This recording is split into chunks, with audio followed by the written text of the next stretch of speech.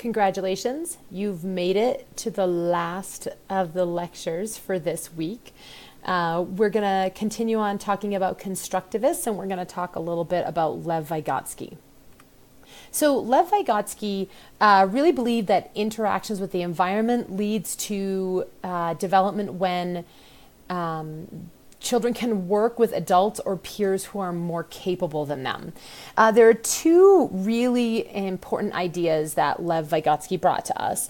The first being zone of proximal development, and this is the area between what a child can do on their own and what they can do with help. It's about getting them to the next level. And there's this idea of scaffolding being what adults or other more capable peers do to help a child get to that next level. So you can see this graphic here that we have. This is the spot where the child is right now, what they can currently do right now. With help in this zone of proximal development, this is where they can go with that help. And then after they've gotten that help, they use the, quote, tools of the person who is teaching them. They borrow, Vygotsky says they borrow those tools. The child doesn't own those tools yet. They've borrowed them from somebody else who's more capable. And they use that to get to the next level. After they practice at that level, that becomes their new level of mastery where they currently are, and the zone shifts so that they then can start that process over again. Children do this, and I should say other people help the child do this through scaffolding, and that is what they do to help children get to that next level. Now, I want to let you know that Vygotsky and Piaget were contemporaries. They lived and theorized at the same time. However, Vygotsky died very young, in his late 30s, and Piaget continued to look at Vygotsky's work, and it shaped his later work. So those things that we've talked about with Piaget have been influenced by Vygotsky, and they both operated in this constructivist mindset. So here you can see where I talked about scaffolding. This is the support offered by an adult or more competent peer to help the learner move through that zone of proximal development. And then private speech is another tool which is talking out loud to work through a problem or challenge. And an example of this might be that if you're helping a child learn the letter D, you might go hand over hand while they hold a pen. I'm actually going to bring myself back into the screen so I can show you what I mean. So if a child is holding a pen, you might go hand over hand with their pen and help them write the letter D. And you might say, make a line down and make a curve around. And do that over and over with the child. And then you might hear the child say, line down and around. And they're using that talking out loud that they borrowed from you to talk through the problem or challenge. Eventually that private speech becomes internalized, and the child begins to write the letter D without having to say down and around. They'll just do that.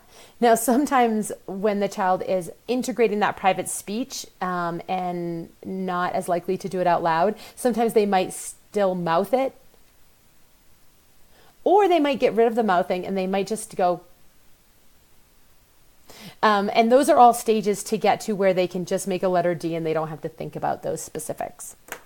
You may know adults who do private speech. I do it a lot, as well as many other educators that I know. And I think part of it is that we learn that it's a tool in working with children, that if we can externalize what we're thinking, children will learn better. And then I think some of us just get so used to that, it becomes our entire life.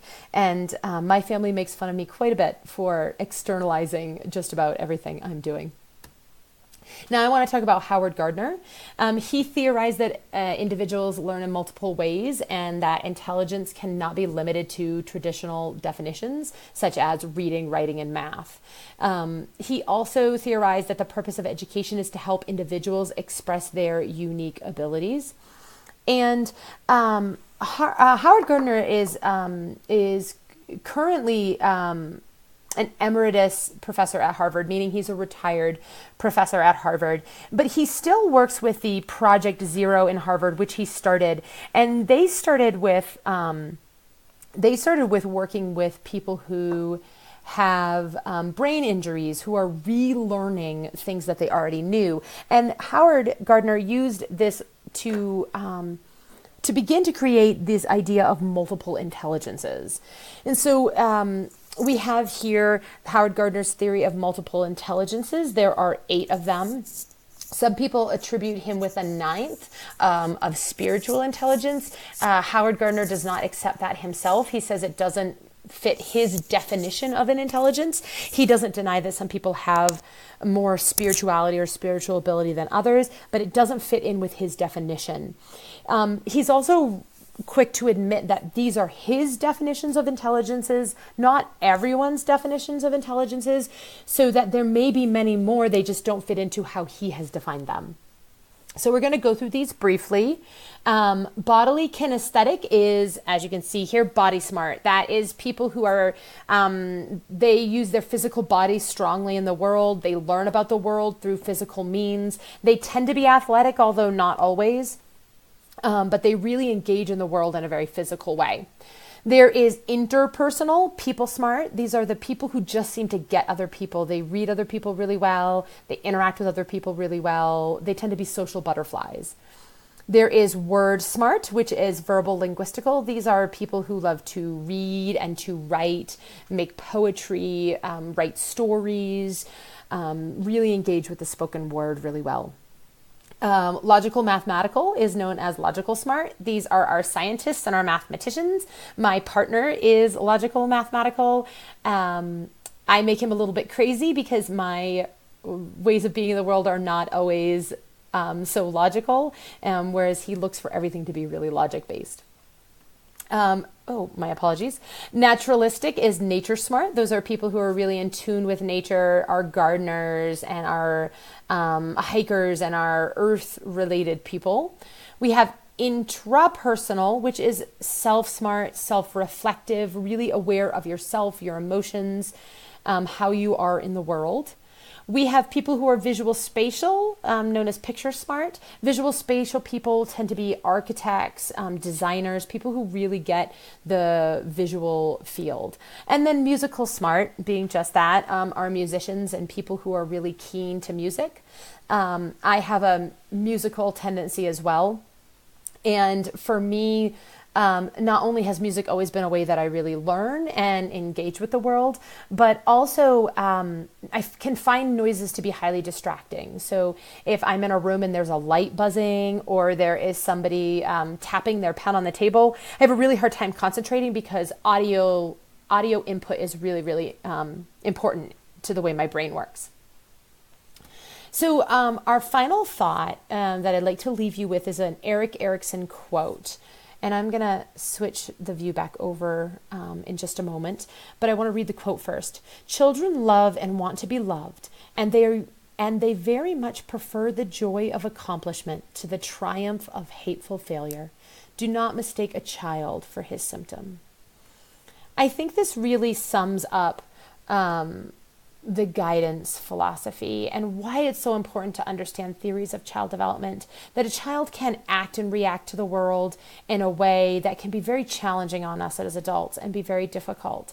But if we look at that behavior and we say this defines the child, then we are not giving them a chance to be the full person that they can be, to be fully self-actualized in the world, to use Maslow's description.